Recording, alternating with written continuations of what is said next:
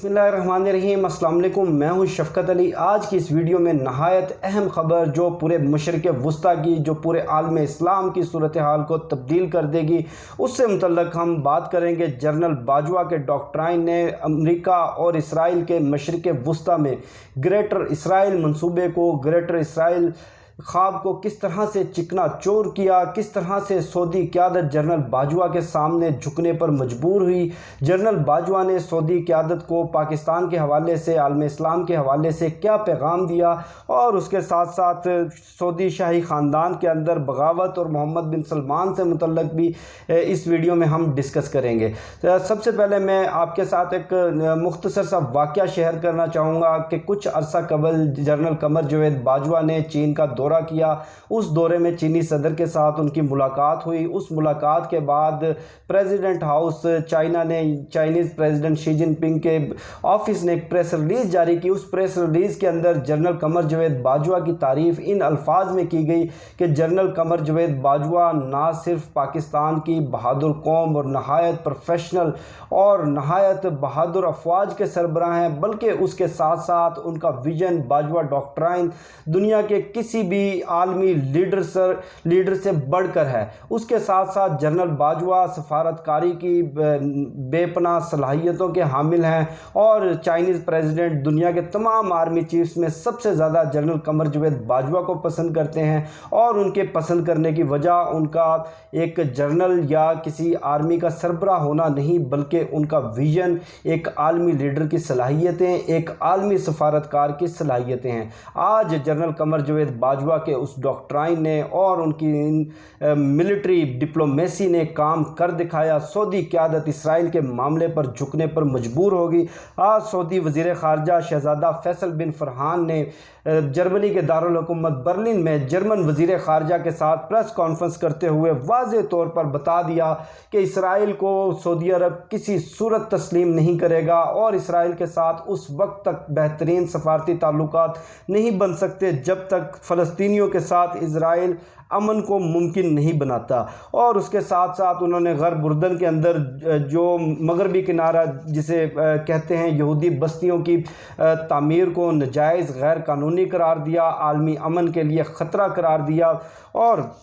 उसके साथ साथ वाज़ेह तौर पर उन्होंने बता दिया कि मुत्तहिदा अरब अमारात अगर इसराइल को तस्लीम करता है, इसराइल के साथ सफारती ताल्लुकात बनाता है तो बनाता रहे, सऊदी अरब किसी सूरत भी इसराइल के साथ ताल्लुकात नहीं बनाएगा। ये इतना बड़ा ब्रेक थ्रू कैसे हुआ, जनरल कमर जावेद बाजवा ने किस तरह से मुमकिन बनाया, उससे पहले मैं आपके साथ शेयर करना चाहूँगा कि ये जो इसराइल को तस्लीम करने की जो वेव चल रही है आलम इस्लाम के अंदर, पूरी दुनिया में, ये असल के अंदर ये सदर ट्रंप का जो पीस फार्मूला, नाम निहाद पीस फार्मूला, जो कि विजन फॉर पीस के नाम से सामने आया था, जिसको सदर ट्रंप ने डील ऑफ द सेंचुरी करार दिया था, उस फार्मूले में ये था कि जितने मकबूजा इलाके इसराइल जिनके ऊपर कब्ज़ा कर चुका है उनसे दस्तबरदार हुआ जाए, और उसके बदले में इसराइल ख़ित्ते के अंदर अमन की यकीन दहानी करवाएगा, जिसकी गारंटी अमेरिका देगा। और उसके साथ साथ गरब उर्दन, यानी कि गरब उर्दन मैं आपको थोड़ा सा बता दूँ, ये बेसिकली उर्दन का मगरबी इलाका है, जिसको 1967 की अरब इसराइल जंग के अंदर इसराइल ने जिस पर कब्ज़ा किया, जिसमें मशरक़ी यरूशलेम भी शामिल है, जो कि मुसलमानों के लिए, तमाम आलम इस्लाम के लिए एक मुक़द्दस तरीन मकाम की हैसियत रखता है। सदर ट्रंप का इस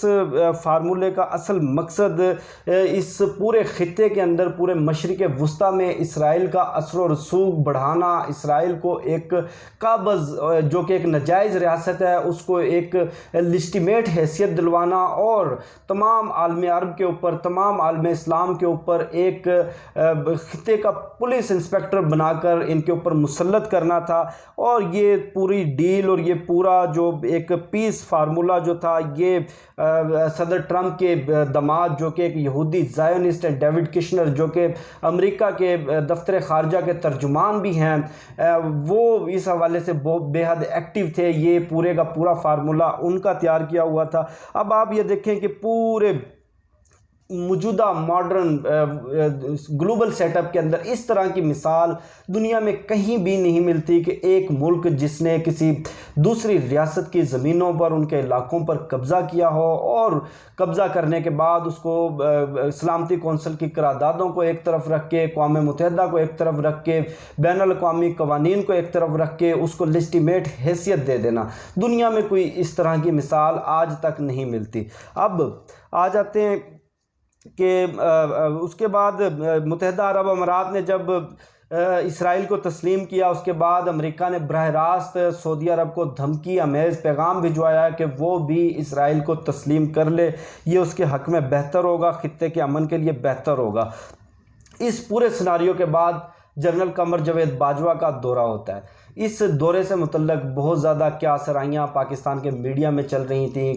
کچھ لوگ اس کو کشمیر کے معاملے سے جوڑ رہے تھے، کچھ لوگ اس کو شاہ محمود قریشی کے معاملے سے جوڑ رہے تھے۔ ہم نے اس سے پہلی ویڈیوز میں بھی بتایا کہ یہ معاملہ اتنا آسان نہیں، یہ معاملہ اتنا واضح نہیں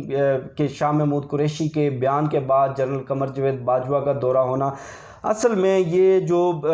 قمر جاوید باجوہ صاحب کا دورہ سعودی عرب تھا، اس میں اسرائیل سے متعلق پاکستان کی پوزیشن واضح کی گئی، اور اس کے ساتھ ساتھ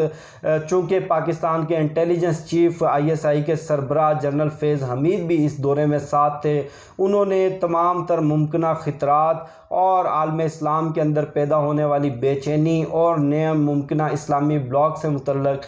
سعودی قیادت کو واضح طور پر واضح الفاظ میں ساتھ پاکستان کی پوزیشن کو واضح کرتے ہوئے بریف کیا۔ اب میں آ جاتا ہوں جنرل قمر جاوید باجوہ نے کیا سعودی عرب کی قیادت کے ساتھ اسرائیل سے متعلق تسلیم کیا۔ سب سے پہلے انہوں نے یہ بتایا کہ اگر سعودی عرب اس مرحلے پر، اس سٹیج کے اوپر اسرائیل کو اس پوزیشن میں، یعنی کہ 1948 والا اسرائیل، اس کے بعد 1956 والا اسرائیل، 1967 والا اسرائیل، وہ ایکسپینڈ ہوتا گیا، اپنے پڑوسی ممالک کی زمینوں پر قبضے کرتے کرتے اس شام کی زمینوں پر قبضے کیے، مصر کی زمینوں پر قبضے کیے، اردن کی زمینوں پر قبضے کیے، ہمارا قبلہ اول ان لوگوں نے چھین لیا، مغربی کنارہ، اور اس کے بعد اب وہ فلسطینیوں کے علاقوں پر نظریں جمائے بیٹھے ہیں۔ اسرائیل کو تسلیم کرنا یعنی کہ تمام مقبوضہ علاقوں کو لیجٹیمیٹ حیثیت دینا اسرائیل کا حصہ تسلیم کرنے کے مترادف ہے۔ پاکستان کے ISI چیف نے واضح طور پر بتا دیا کہ ISI کے پاس یہ اطلاعات ہیں کہ سعودی عرب اگر اس مرحلے پر اس طرح کا کوئی سٹیپ لیتا ہے، کوئی اس طرح کا فیصلہ کرتا ہے، اسرائیل کو تسلیم کرتے ہیں، تو شاہی خاندان کے اندر ایک بہت بڑی بغاوت پیدا ہو جائے گی۔ سعودی عرب کے اندر خانہ جنگی کا خدشہ ہے۔ شاہی خاندان کے نہایت بااثر لوگ آج بھی اس پوزیشن میں ہیں کہ وہ محمد بن سلمان کے خلاف، موجودہ جو سعودی عرب کی قیادت ہے اس کے خلاف ایک بڑی بغاوت کر سکتے ہیں، اور اس بڑی بغاوت کے بعد لازمی بات ہے سعودی عرب اس وقت کئی محاذوں پر الجھا ہوا ہے۔ ایک جانب یمن کے ساتھ براہ راست جنگ، پھر شام کے ساتھ پراکسیز کی صورت میں ایران کے ساتھ سینگ اڑائے ہوئے ہیں، اس کے بعد نیا اسلامک بلاک بننے کے خطرے کا، جو کہ ڈیفینیٹلی پاکستان بھی اس آپشن کو اپنے ذہن میں رکھے ہوئے تھا، اس کے ساتھ ساتھ قطر، ایران، ترکی اور خطے کے دیگر مسلمان ممالک، ملائیشیا، اور یہ آن بورڈ تھے، یہ پاکستان کے ساتھ رابطے میں تھے۔ اس ممکنہ اقدام کے بعد سعودی عرب سے OIC کی سربراہی بھی واپس لے لی جاتی، یا ایک نیا اسلامک بلاک بنا کر عالم اسلام کو، جو کہ پہلے ہی دو حصوں میں تقسیم ہے، مزید تقسیم در تقسیم کا ہم شکار ہو جاتے۔ اس ممکنہ خطرے سے سعودی عرب، جو کہ ایک عالم اسلام کی ہولی پلیسز کے متولی ہونے کی حیثیت سے پورے عالم اسلام کے اندر آل سعود کی ایک قدر ہے، ایک عزت ہے، ایک ہم بڑا ان کو